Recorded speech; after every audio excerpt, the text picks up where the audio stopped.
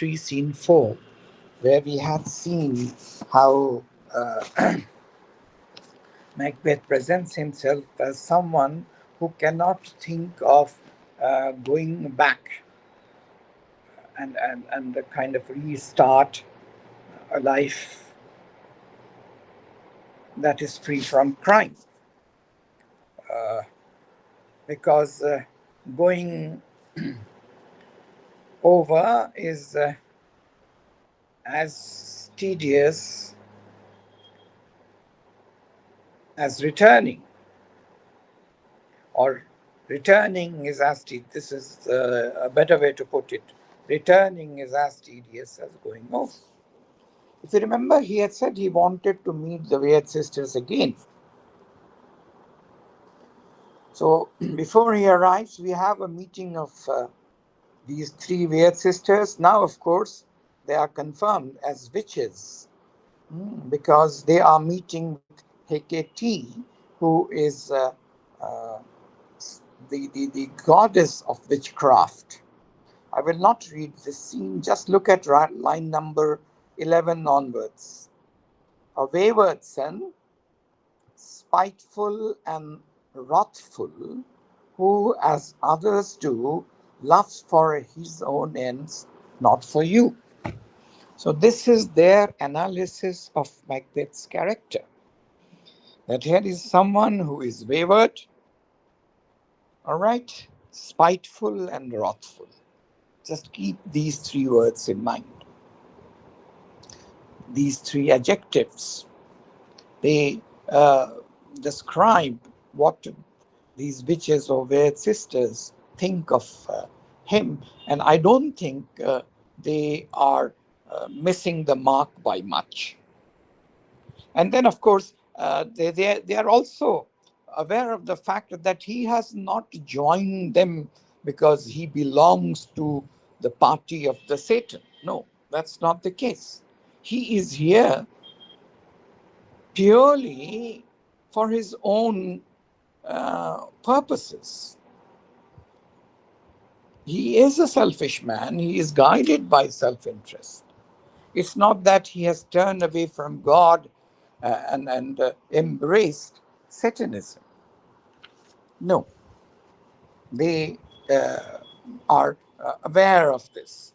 So just keep this in mind.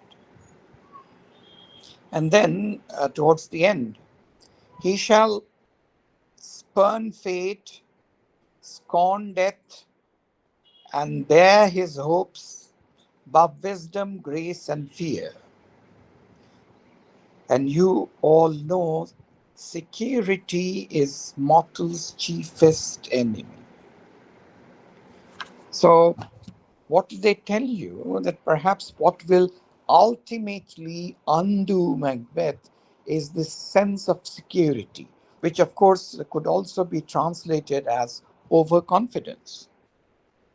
We know that he's far from feeling secure. It is insecurity that is driving him from killing one thing after another. But there would be a time when he would be overconfident, and that would be his undoing. Though in the play, we do not find a situation where he can feel so overconfident, other than his excessive reliance on what the supernatural forces will show him in this meeting. Okay?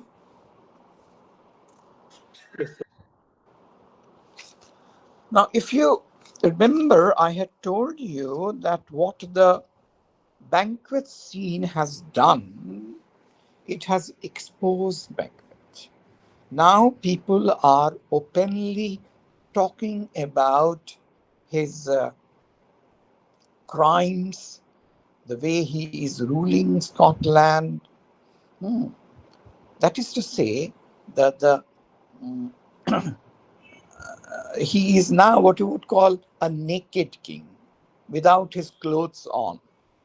That is to say, what does it mean? That his true nature is now known to his people. His involvement in all the crimes, Duncan, Banquo, and more people have been killed, as we shall see. And this scene again has that choric purpose of bringing this to the reader and to the audience. My former speeches have but hit your thoughts, which can interpret farther. So they were in the midst of discussion, and most of Shakespeare's scenes open like this when people seem to be in the midst of a discussion. Only I say things have been strangely borne. The gracious Duncan was pitied of Macbeth. Marry, he was dead. And the right valiant Banquo walked too late, whom you may say, if it please you, flee and skill. Now, this, of course, is being, these words are being uttered in a very sarcastic manner, discrediting the narrative which Macbeth had given out, that, Duncan was killed by his own sons. So now he says, if you go by the same logic, Fleance has fled, so Fleance must be taken as the killer of his father. And then to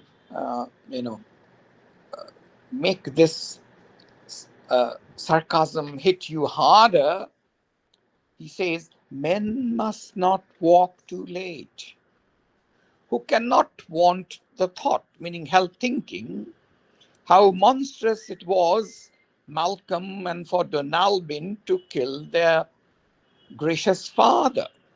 Damn fact. How did it grieve Macbeth? Did he not, straight in pious rage, the two delinquents, referring to the Chamberlains, tear that were the slaves of drink and thralls of sleep? Was not that nobly done? Again, the sarcasm is there in the word, in the use of the word nobly. And here comes, that it is a sarcasm, and wisely too. For it would have angered any heart alive to hear the men deny it. That was the reason why Macbeth killed them. That if they come back to consciousness, as they would have denied any involvement in the killing of Duncan. He has,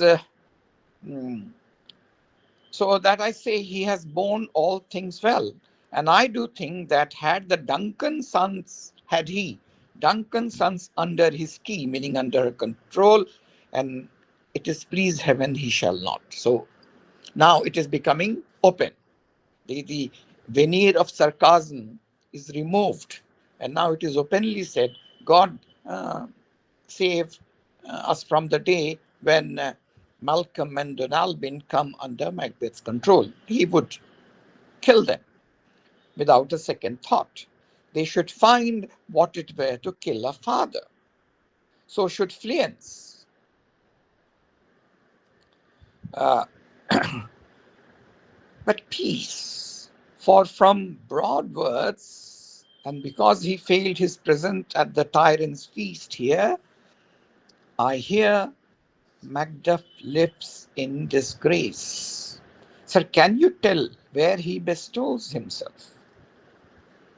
And then you get to know that Macduff has gone to England uh, to meet Malcolm, and how the English are willing to help him in getting back Scotland from the clutches of Macbeth. All right? So that is what you have in these two scenes. That the witches are waiting for Macbeth to arrive and interact with them. That is one. And perhaps what was more important, and as we saw in this choric scene, Macbeth's crime are now a matter of public discussion. And he is, as I said, he stands naked. He stands exposed. Is it clear? Or does anybody have any question or clarification to seek? Sorry.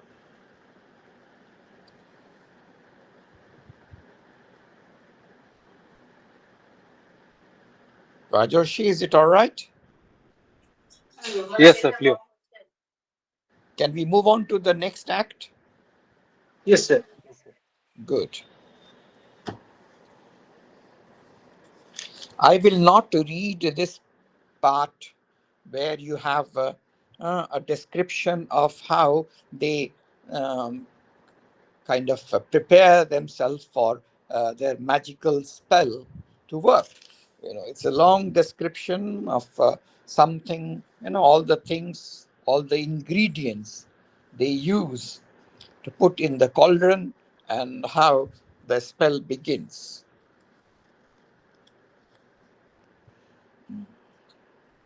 We will come to line 46.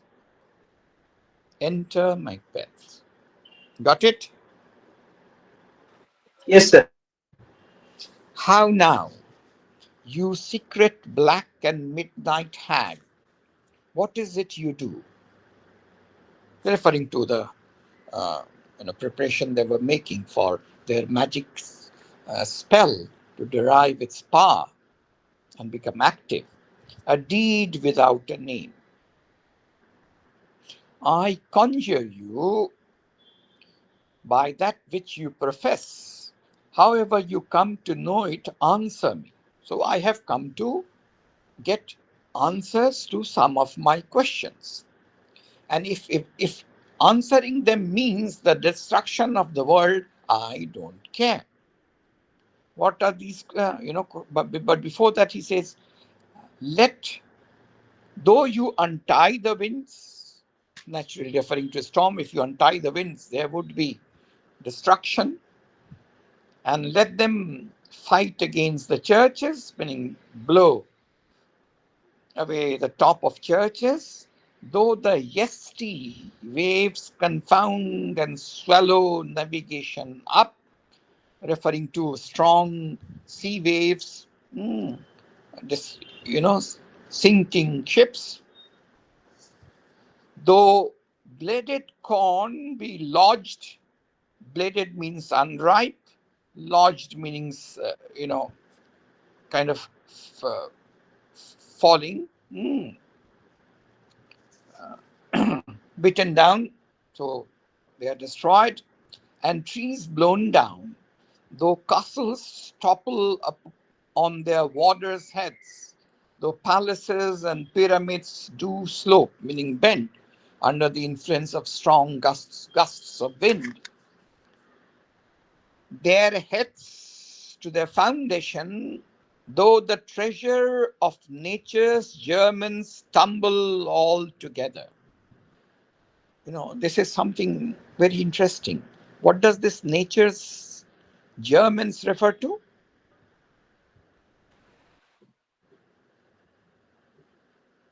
Shivam?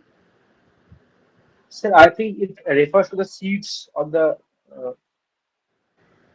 or that kind of thing. Seeds, Seeds of what? sir, of life, or Of all created things. okay, Nature's German. Nature will have everything. Hmm. yes, sir. And if all the seeds are destroyed, what will happen? The world would get destroyed. Yes, sir. So he's so self centered and so desperate also that he does not mind if the world comes to an end. Even till destruction sicken, answer me to what I ask you. All right. Uh, Instead of the witches, in fact, you have someone else answering them. You have apparitions, as it were. You know, uh, there are other um, forces of evil coming to answer him. And you have the appearance of the first apparition. What is an apparition?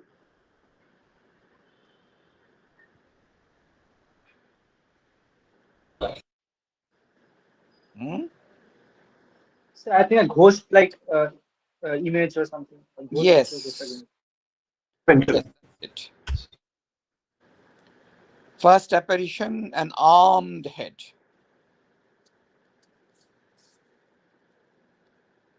Now, what does this armed head refer to? I will come to that. Hear this speech, but say thou not. So they don't allow Macbeth even to complete his question because they have supernatural power. They know what is it that troubles Macbeth's mind. Macbeth, Macbeth, Macbeth. Beware, Macduff. Beware of, that is. Beware the Thane of Five. Now, the armed head. Who is that? It is Macduff because he will bring Macbeth's head to Malcolm when the battle is over and Macbeth is killed, and it is Macduff who would kill him. And that is why the first apparition warns Macbeth that beware of him. Whatever thou art, for thy good caution thanks, thou hast harped my fear aright. Meaning you have simply spoken the fear that I was also having. But one word more, but no, which says he will not be commanded. Now, why is it that Macbeth is not allowed to complete his question? He is not allowed to ask a second question. Does it say something about the equation that is between Macbeth and these supernatural beings? Obiraj?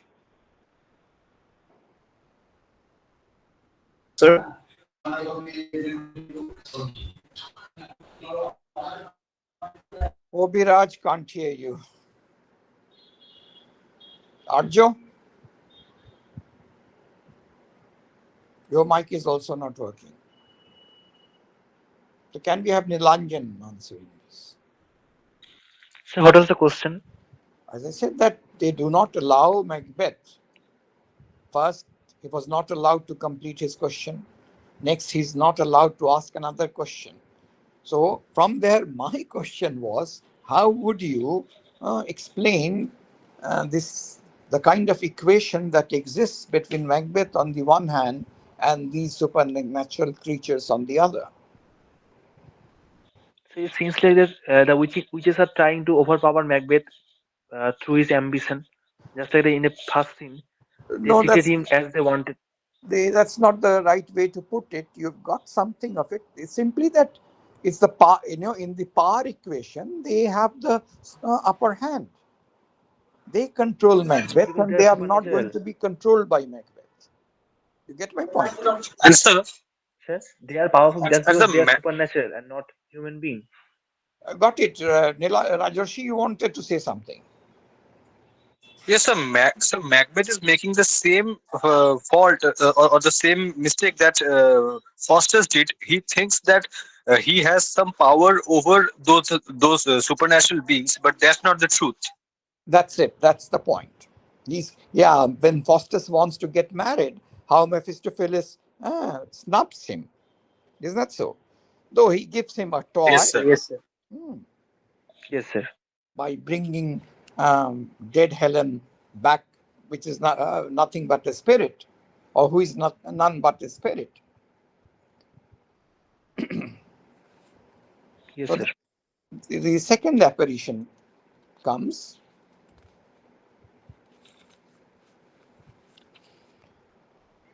A bloody child.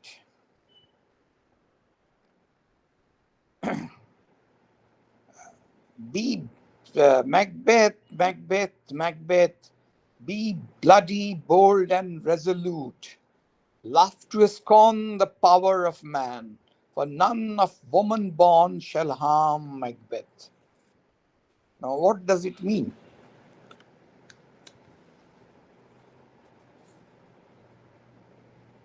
Hmm?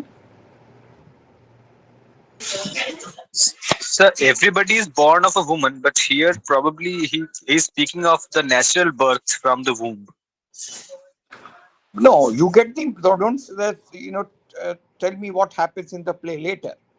It would give you the impression that anybody who is naturally born of a woman, will not be only he can kill Macbeth and nobody else. Is that so? Yes, Yes. sir. Okay. So, and the second apparition, Bloody Child, which again is Macduff.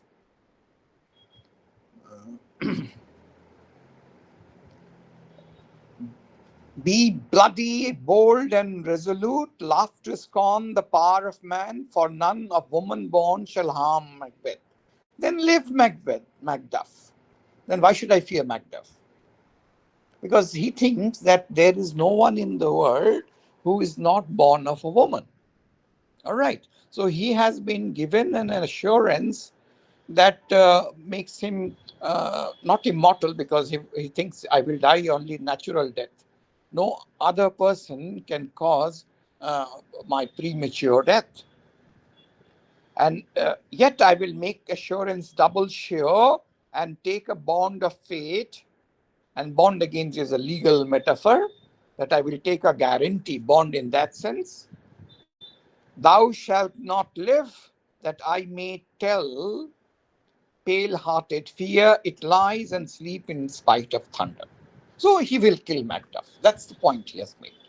That even though he has been reassured that nobody born of a woman would kill him, and he thinks there would be no such person in this world, he would still kill Macduff. Kill or get killed, naturally. The third apparition, a child crowned. Naturally, the child crowned is Malcolm. He would be crowned. Uh, what is this that rises like the issue of a king, and wears upon his baby brow the round and top of sovereignty? Round and top, what is it? What figure of speech is this? Synecdoche. Huh? Synecdoche. No, it is a roundabout way of saying things. Oh, circumlocution. Yes. Sorry, sir. I had a network issue. Yes, I could guess that. Uh, we should be taking care of this network issue, because every day there is some problem. Because, sir, my Wi-Fi connection is upstairs and Why it's don't getting why don't painted. why don't you go and sit upstairs? So it's actually getting painted. So Forget it then.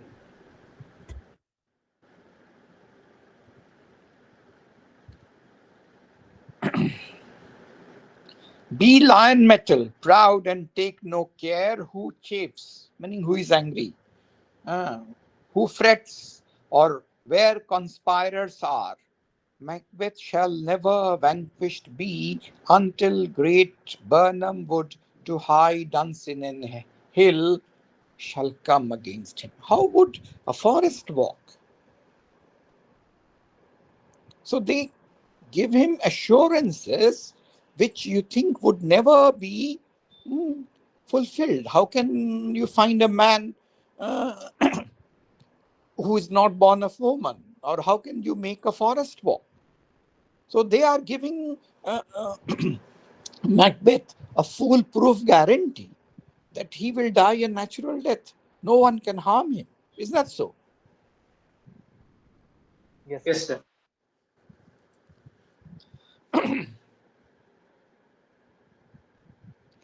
That will never be.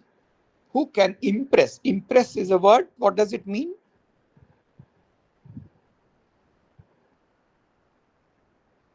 Hmm? Have you come across this?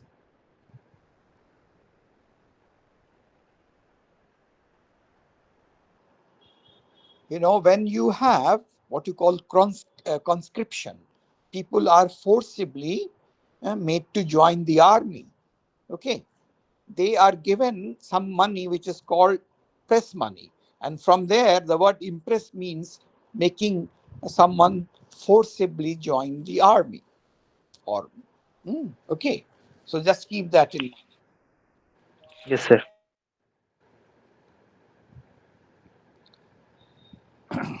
So he is now sure that more or less assured that nothing will happen, as he says, our nigh placed Macbeth shall live the lease of nature. So as much life as nature has decreed for him, he will live. Pay his breath to time and mortal custom. As man, he has to die, so he will die. Otherwise, he can uh, live a life free from any sense of insecurity. And then there is one more thing that he wants to know. And like a child, he persists, even though he is not being kind of indulged in by the supernatural elements. What will happen to Banquo's issue? Will his children have become kings? And then you have a show of 8 kings, the last with a glass in his hand. And this 8 king, they represent the Stuart kings, and this, not of the eighth one would be who? The last one, Arjo. You can write it down.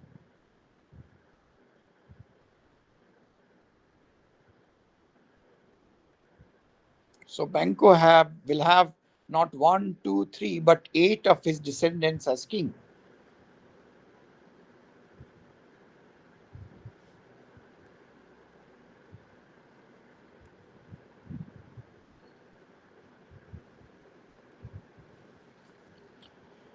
The eighth one is no one else but James himself. James the third. Yes, sir. Ah, okay. And he's so angry. And he calls these weird sisters filthy hacks. Why do you show me this? And it continues like this.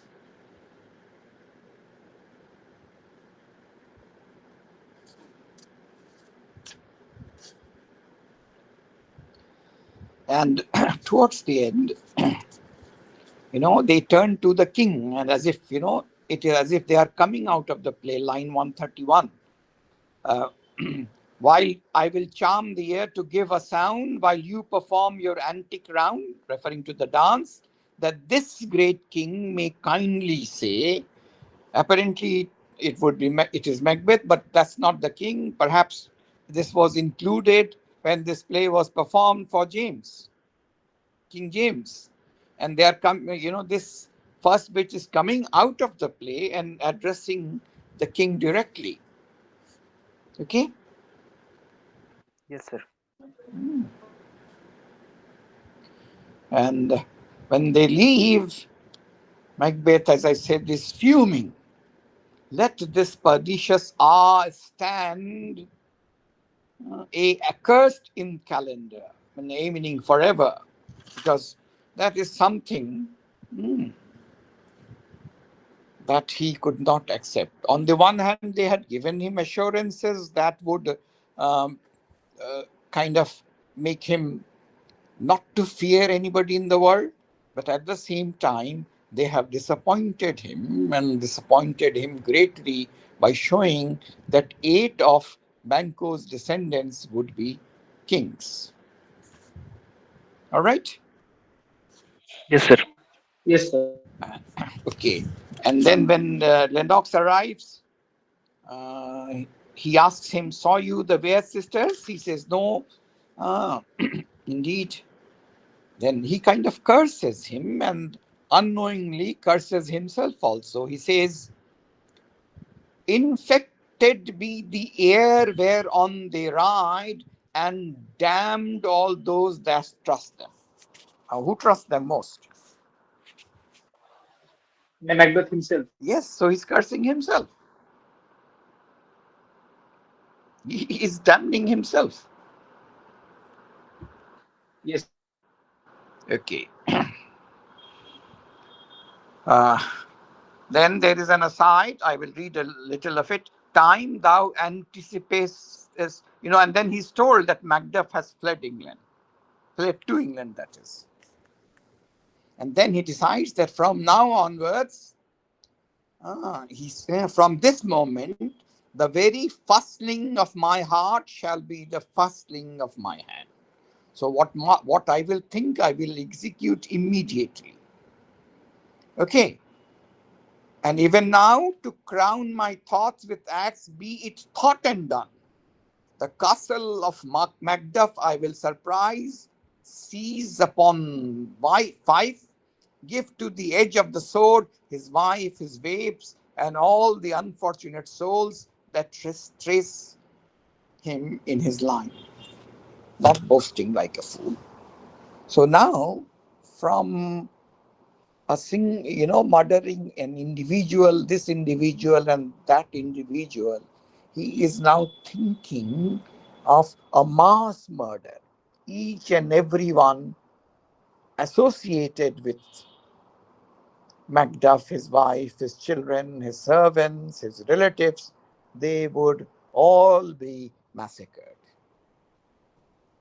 So we are entering into a bloodier phase of the play.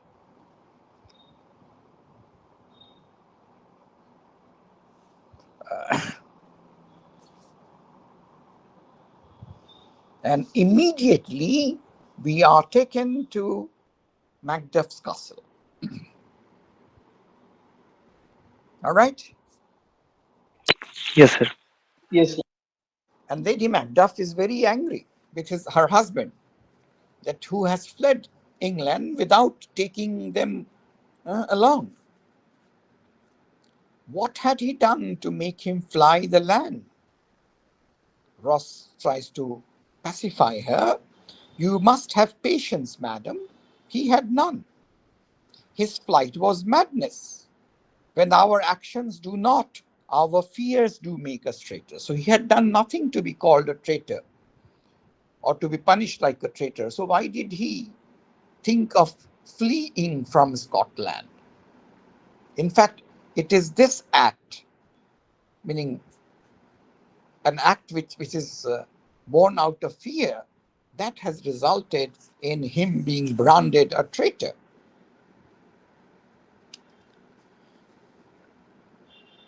Ross again says that he must have given it a thought, and you should trust his wisdom.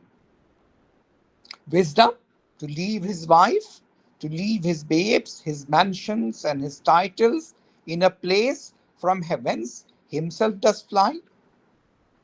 So, what kind of wisdom is this? If he was afraid, he feared that there was a kind of threat to him, then he should have taken us along. And her judgment is he loves us not. He wants the natural touch, meaning natural feeling. And again, he tries to uh, pacify him, but without much success, and he leaves. Okay, Yes.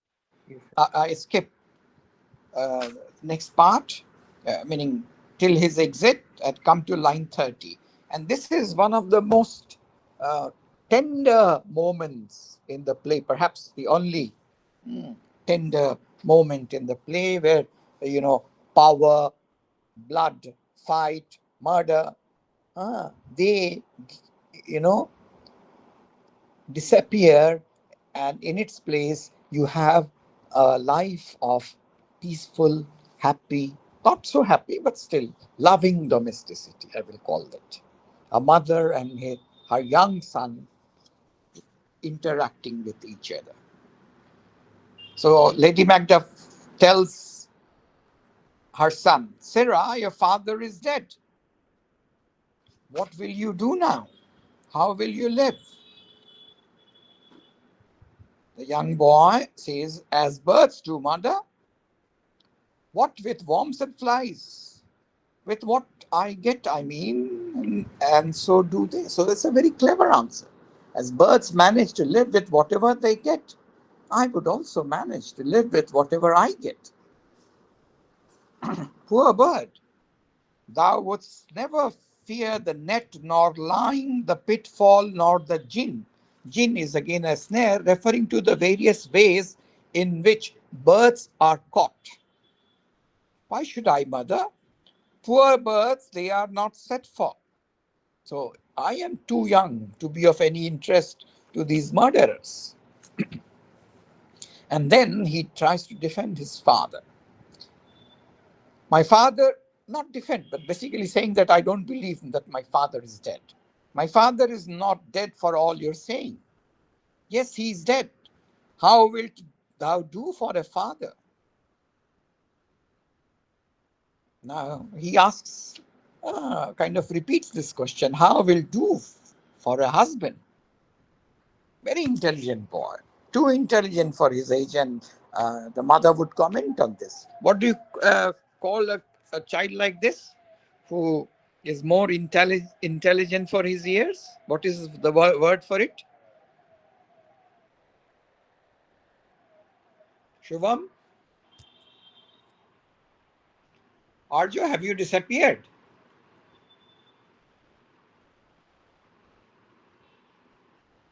Arjo? Prodigy? No, prodigy is a little strong. Let's try to think of something lesser. Precocious.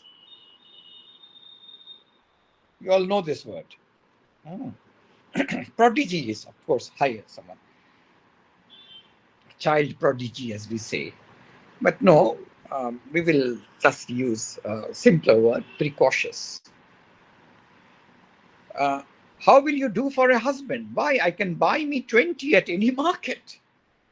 Then you will buy them to sell them? So acquiring a husband is a kind of a business for you, buying and selling them? And this is where Lady Macbeth comments, thou speakest with all thy wit, meaning more wit than you should have at this, and yet faith with wit enough for thee. It's too much for a young boy like you. Was my father a traitor, mother? That he was. What is a traitor? Why, one that swears and lies. And all traitors that do so? Everyone that does so is a traitor and must be hanged. And must they all be hanged that swear and lie? Everyone. Who must hang them? Why, the honest men.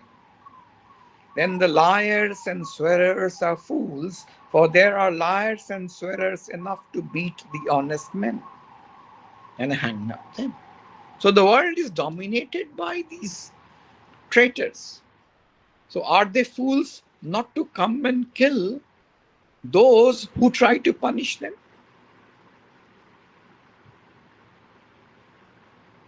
Fortunately, this does not happen. We still have something called law and order. Because if all the criminals came together, what will happen to the world? Something of that you get is to see in Iran. Yes, sir. Hmm. Lady Macbeth is overcome with emotion. Now, God help thee, poor monkey, but how wilt thou do for a father? If he were dead, you would weep for him.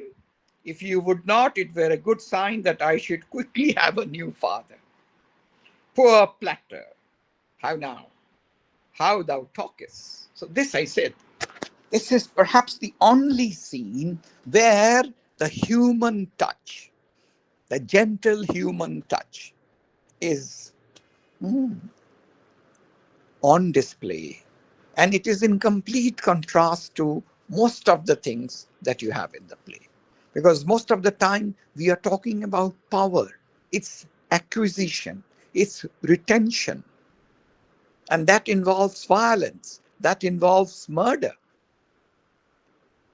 Whereas here you have this happy interlude. Though Macduff's escape has uh, kind of disturbed his wife, made her unhappy, naturally so.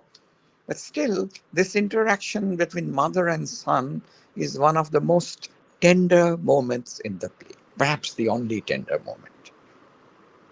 Do you agree? Yes, sir. Yes, sir. Okay, thanks, Arjo. Then you have a messenger who comes with the message that they should leave the place immediately as their lives are threatened. And Lady Macduff says, and I come to that, whither should I fly? And then, the usual question that we ask, I have done no harm. But that in this world, that is of not much help, whether you have done harm or not. In fact, those who do not do harm, they are the ones who suffer most. Again, let's go back to Iran and this. The Ayatollahs are not, one of them of course, got killed, one or two of them. But mostly, who were the sufferers? Who are the sufferers? The ordinary people of Iran. Yes, sir. And they have every right to ask this question, I have done no harm, or we had done no harm. Why we are being bombed day and night? Or people in Lebanon might ask this question.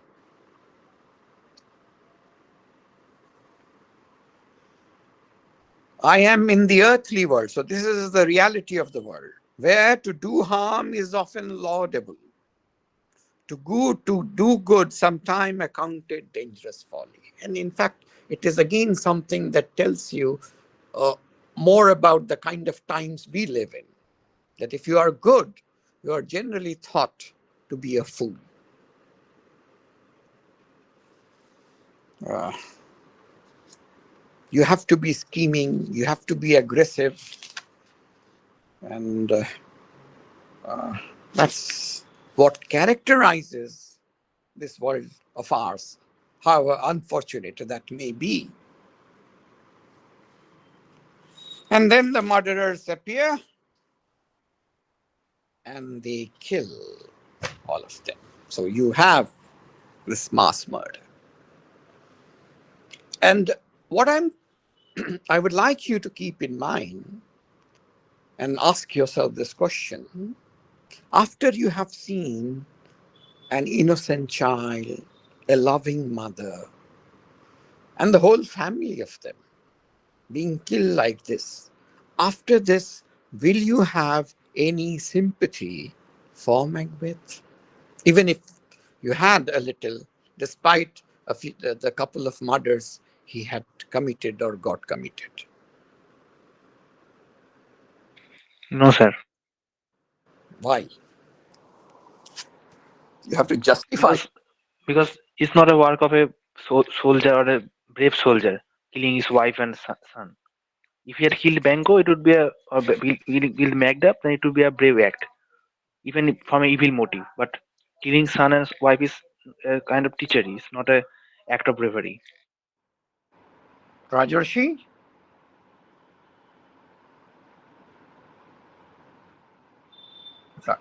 Sir, I don't know, sir, unfortunately.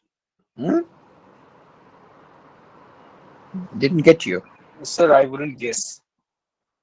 No, but with your reason.